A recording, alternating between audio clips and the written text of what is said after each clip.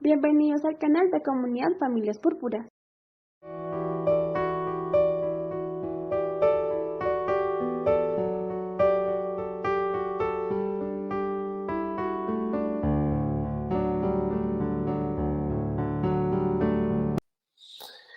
Eh, el COVID también impactó en el tratamiento. Miedo de salir incluso a la calle, así de sencillo. Miedo de asistir a una consulta para la formulación. Obviamente hubo menor acceso a la medicación. La telemedicina ayudó muchísimo, pero seguía siendo una barrera a veces nuestras queridas farmacias y EPS, pues, que ponían igualmente muchas dificultades en muchos casos. Y en el caso de los pacientes con dieta cetogénica también hubo dificultad en el mantenimiento, a veces por el no poder hacer el seguimiento adecuado o por la misma consecución de muchos de los alimentos o de las cosas que tenemos que tener para continuar la dieta de una manera adecuada. La incertidumbre económica la seguimos teniendo.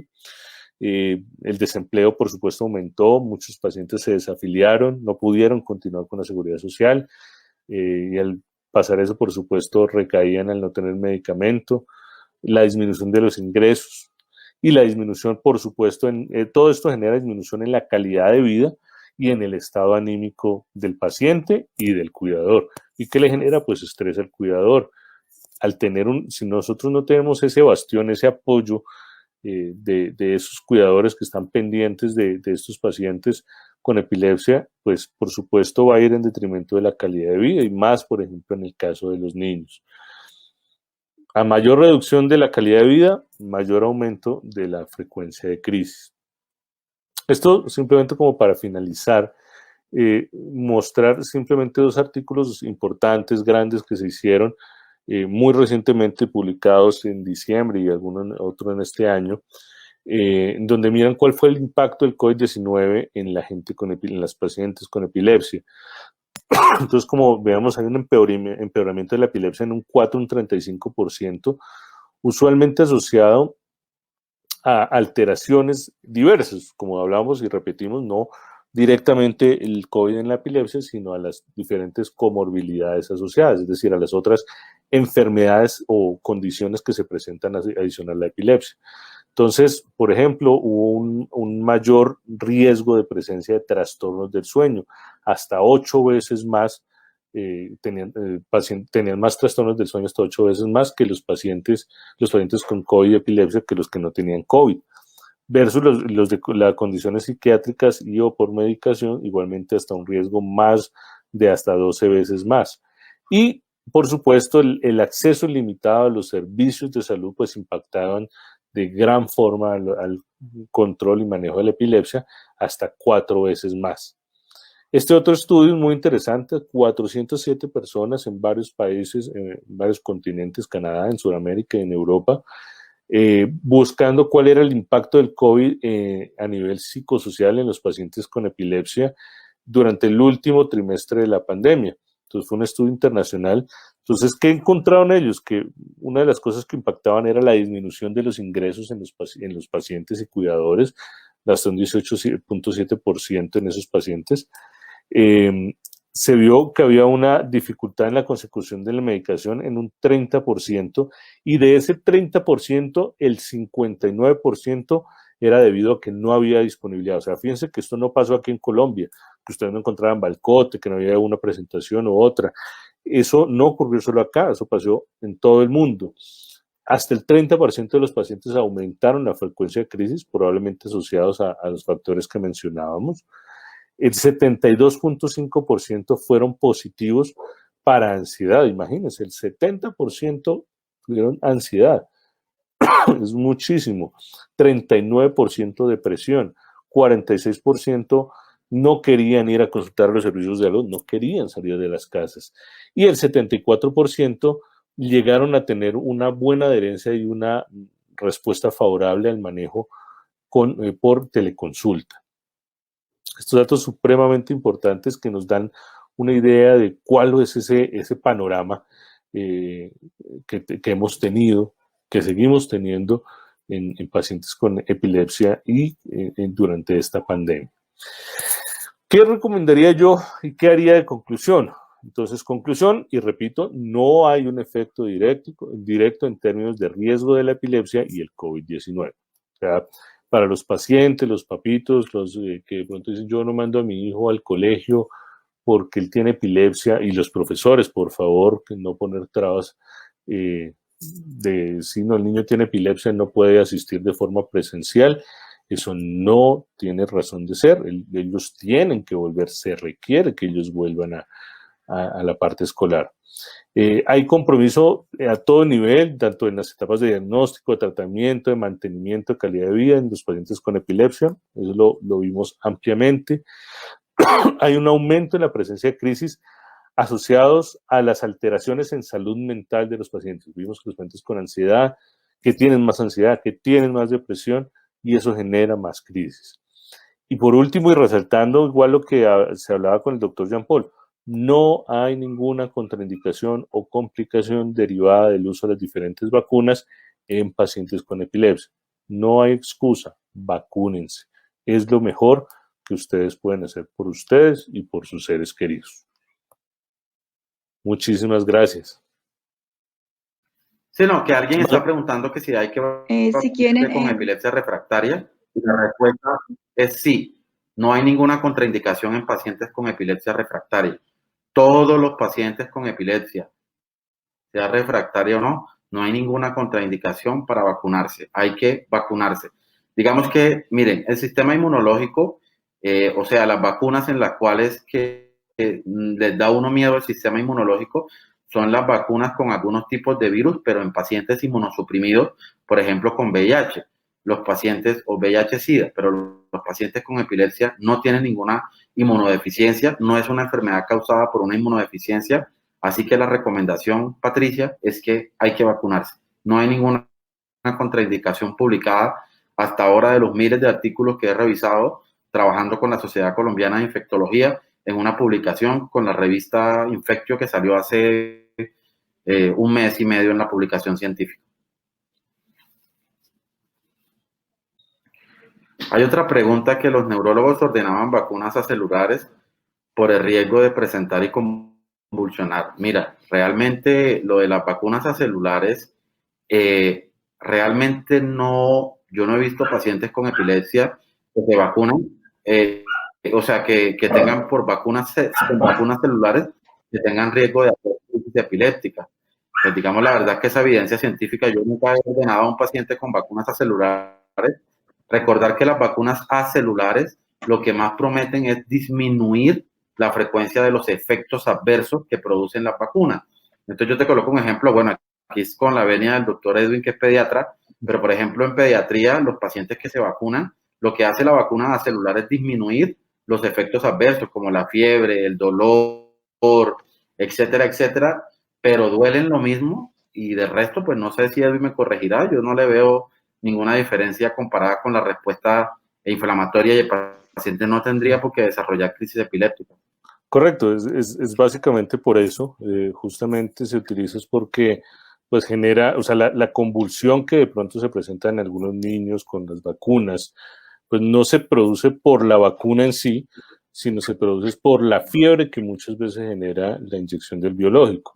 Entonces, cuando se utilizan las vacunas celulares, lo que se busca es que tengan menor proporción de ese tipo de reacciones, que tenga menos fiebre o menos reacción a la aplicación del biológico, y por eso es que se prefiere. Digamos que esa es la razón concreta, no porque, digamos, tenga algún componente específico, especial para que no convulsione o cosas como eso.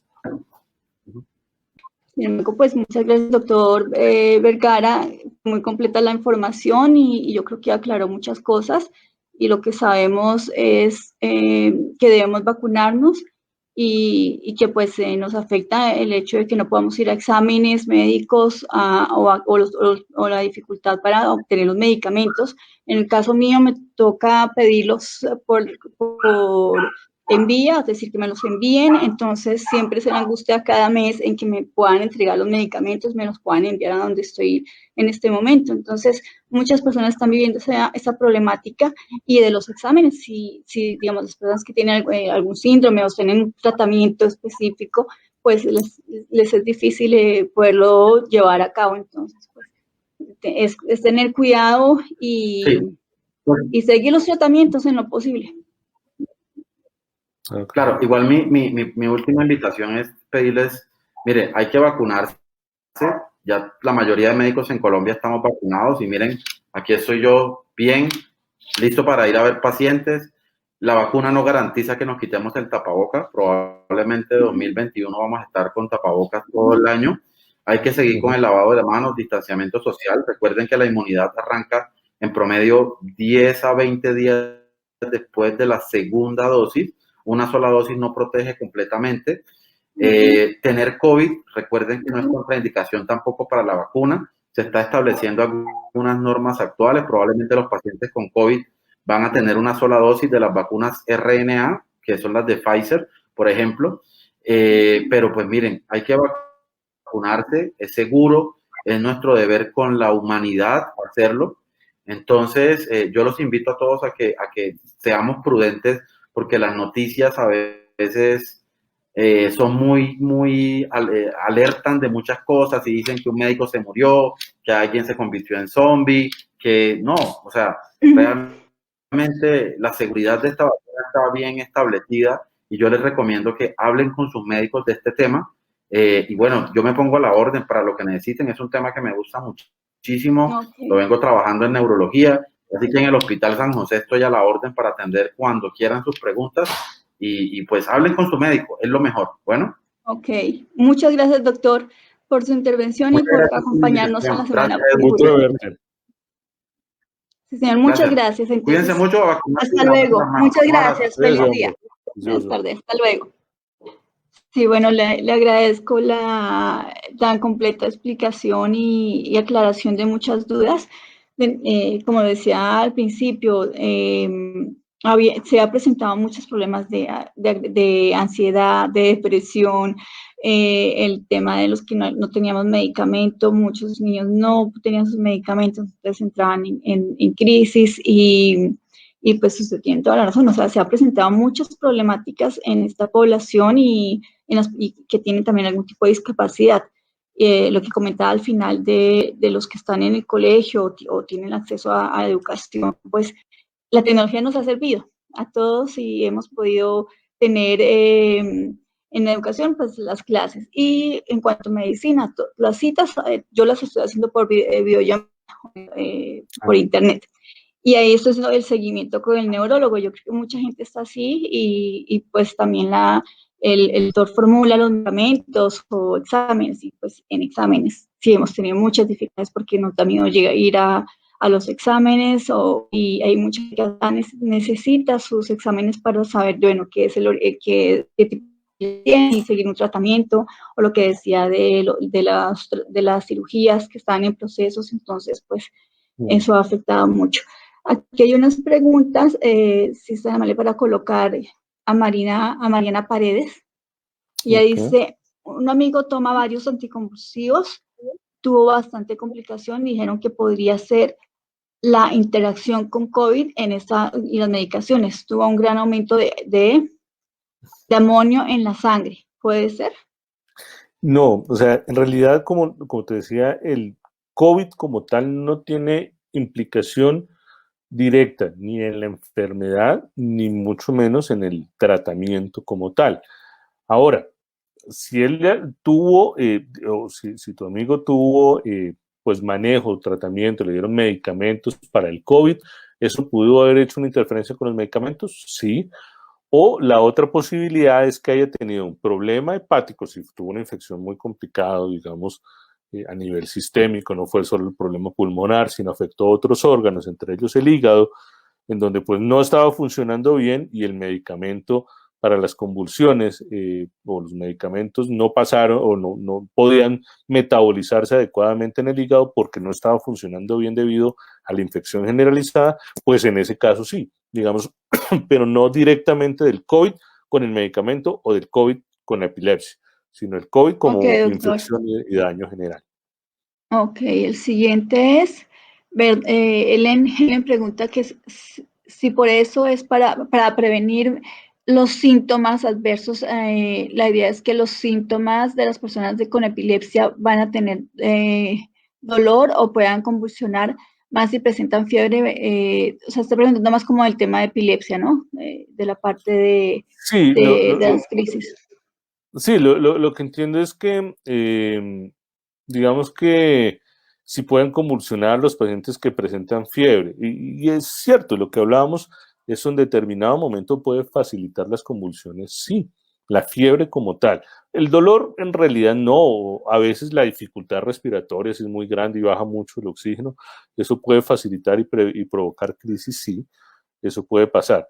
Y la fiebre sí, eso puede ser un precipitante y tener más convulsiones, sí, eso puede pasar. Ya, la vacuna de AstraZeneca, ¿son buenas? ¿Esa de qué país es, doctor? La AstraZeneca es inglesa, entonces, Okay. digamos que sí, obviamente hubo ahorita una controversia, pues porque salieron varios pacientes en Europa en donde pues generaron fenómenos trombóticos, generan trombosis y ese tipo de cosas.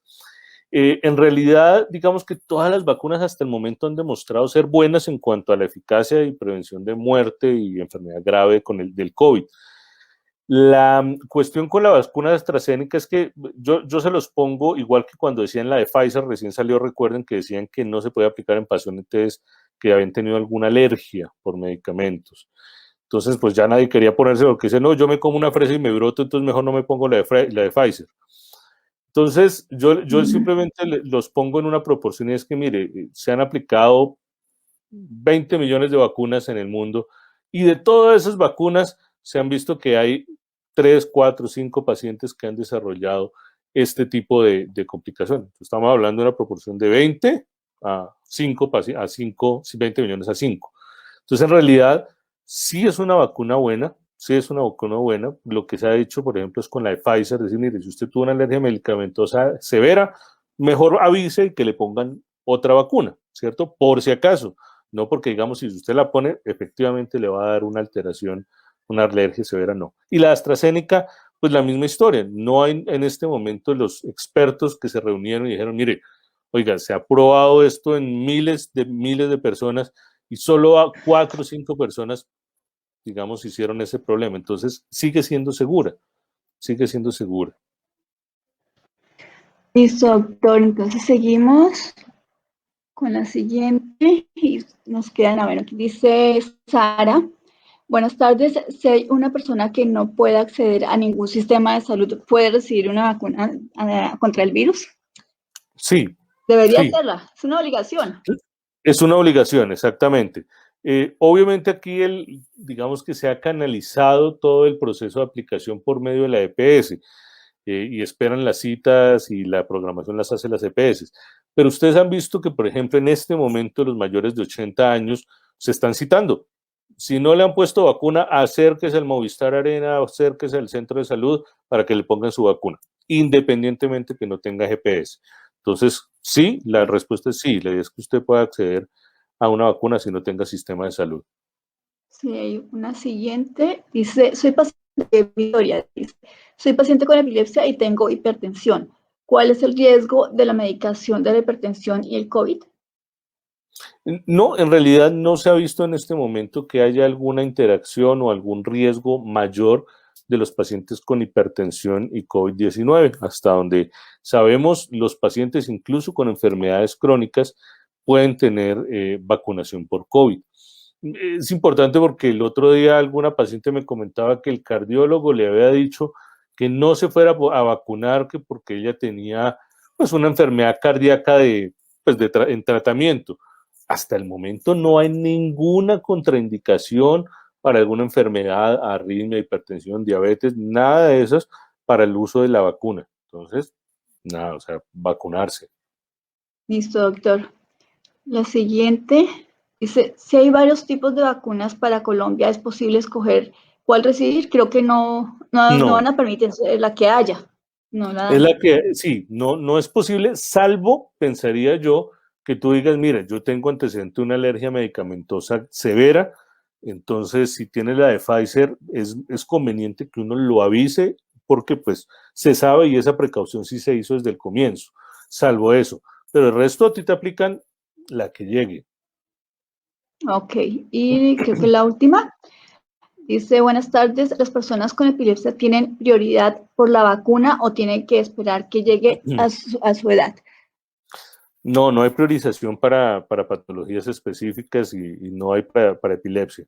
Tienen que seguir el plan de vacunación por grupos de edad.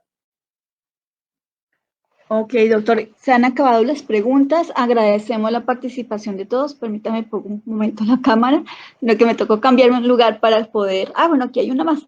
Buenas tardes, las personas con epilepsia Ah, no es la misma. tienen prioridad.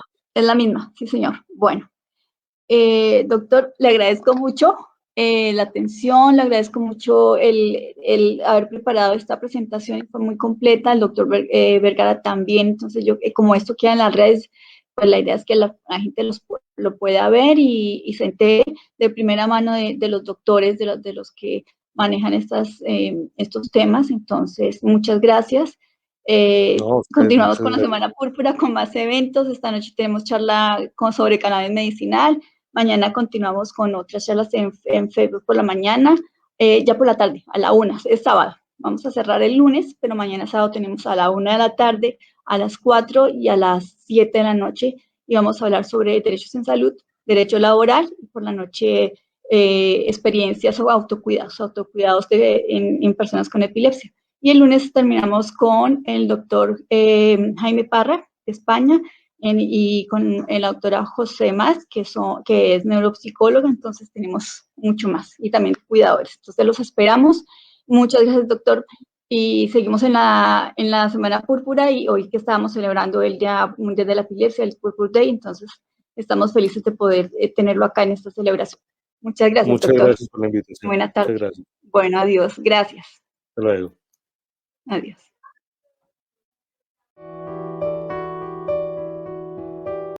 Si te gustan nuestras charlas, dale like al video y no olvides suscribirte. Queremos leer tus opiniones, déjalas en los comentarios y activa la campanita de notificaciones para que estés pendiente de nuestros próximos videos. Así nos ayudas en nuestra labor de informar, educar y capacitar. Comunidad Familias Púrpura, uniendo familias con epilepsia.